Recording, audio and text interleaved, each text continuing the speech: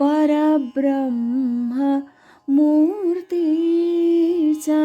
स्वामी स्वरूपा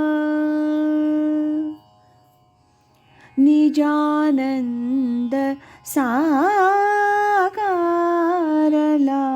जो अरूप शुचित्वे स्वयं लाजविले नभाया नमस्कार माझा गुरुस्वामी पाया.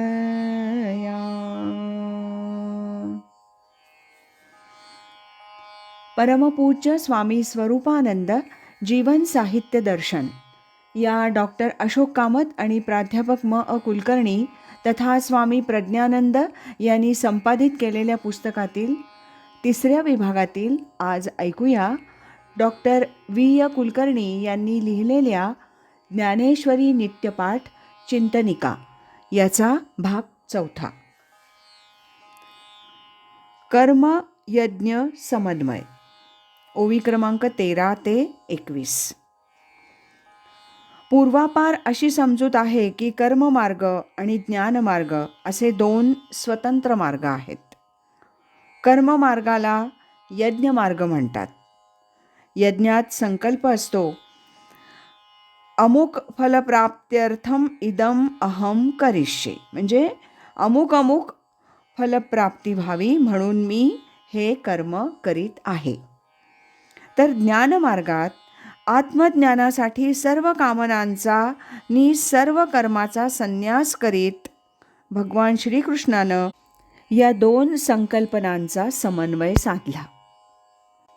यज्ञमार्गातील कर्मनिष्ठा हवी पण कामना नि फलासक्ती नको. तसंच ज्ञानमार्गातील आत्मज्ञान हवं पण निष्क्रियता नको अशी दृष्टी भगवंत देऊ इच्छितात. याचाच अर्थ यज्ञ म्हणजे कर्म मार्गाला संन्यासाचं नि आत्मज्ञानाच्या संन्यास मार्गाला कर्माचं कलम करणं आवश्यक वाटत होतं. भगवंतानं सांगितलं, अर्जुना तू योगयुक्त हो, म्हणजेच आत्म्यावर चित्त स्थिर ठेव. याचाच अर्थ या उपाधीमध्ये गुप्त असलेलं पण सर्वगत असलेलं चैतन्य हा तुझ्या चित्ताच्या एकाग्रतेचा विषय होऊ दे. जे तत्वज्ञान संत स्वीकारतात त्या चैतन्यावर बुद्धी स्थिर ठेव. फलाची अपेक्षाही ठेवू नकोस, पण तरीही स्वधर्माचं आचरण तू मनापासून कर.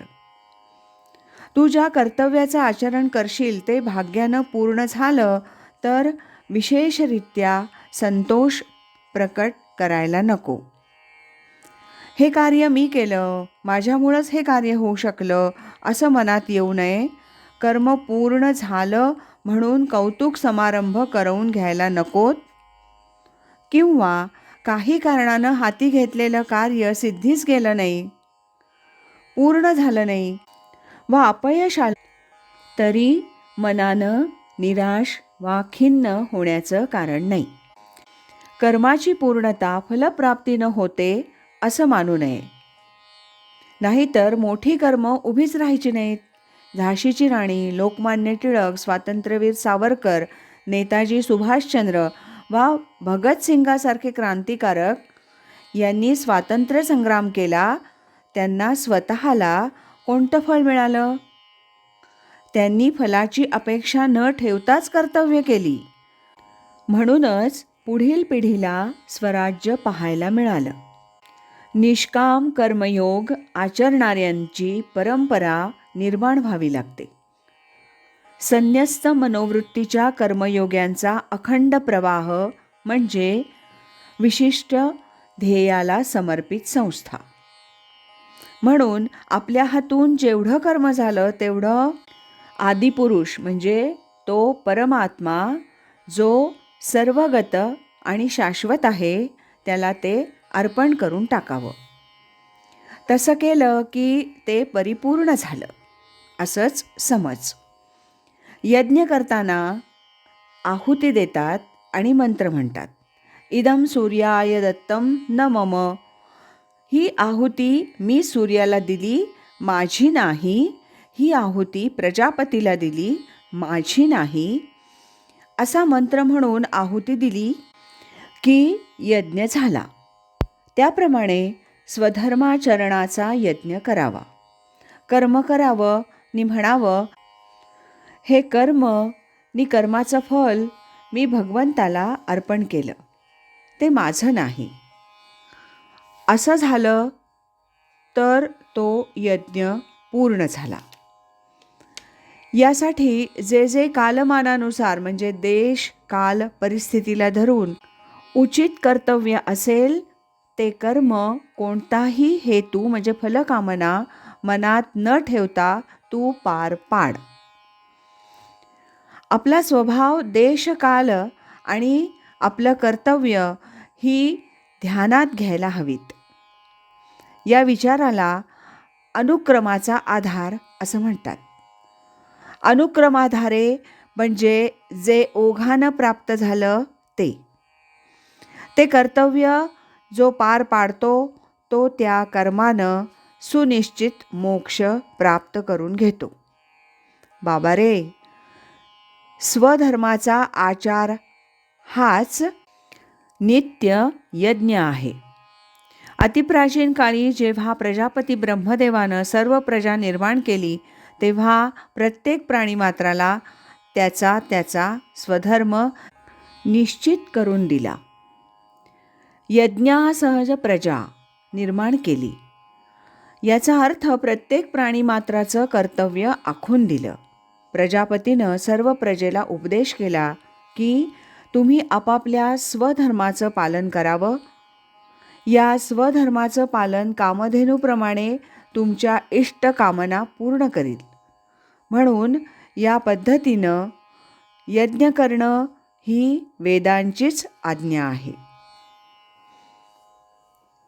जो स्वधर्माचं पालन करीत नाहीत, आपली कर्तव्य पार पाडित नाही, तो कर्मशून्य तर राहू शकतच नाही. कारण कोणीही देहधारी कर्मा वाचून एक क्षणभरही राहू शकत नाही. जो जी कर्म करू नयेत ती कर्म करीत बसेल ती कुकर्मच होत. अशा कुकर्मांची आवड निर्माण झाली तर संसार बंधनात मानव अडकतो. म्हणून स्वधर्माचं पालन करणं हे अखंड यज्ञ कर्म करणं होय. जो अशा रीतीनं यज्ञ करतो म्हणजे कर्मे करतो नि ती सर्व परमात्म्याला अर्पण करतो त्याला कोणतंही संसार बंधन प्राप्त होत नाही. अर्थात त्याला मोक्ष प्राप्त होतो. अशा रीतीनं स्वधर्माचंच आचरण तर करायचं आहे, परंतु त्या कर्माची आहुती दिल्याप्रमाणे हे कर्म नि कर्मफल मी परमात्म्यास अर्पण करतो असं म्हणून त्याचं यज्ञात रूपांतर करावयाचं आहे. असा यज्ञ आणि कर्म यांचा समन्वय साधावयाचा आहे. आज इथेच थांबूया. यानंतरचा भाग उद्या ऐकूया.